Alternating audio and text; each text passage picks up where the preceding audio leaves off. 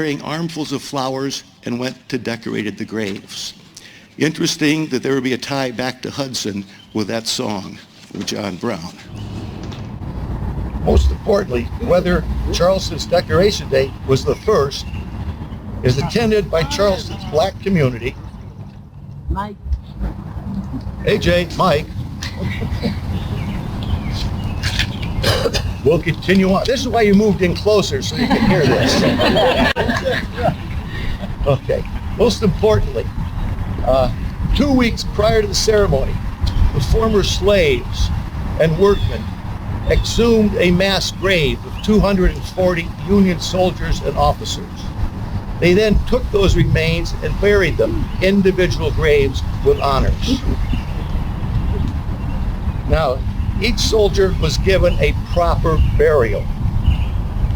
They constructed a fence to protect the cemetery site and erected a sign over the entrance that reads, "Martyrs of the Racecourse."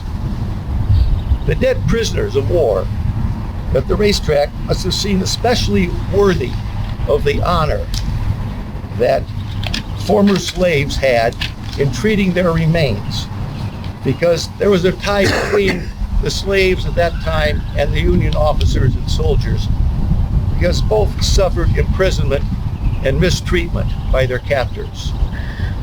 Not surprisingly, many white Southerners who had supported the Confederacy did not feel compelled to spend a day decorating the graves of their former enemies.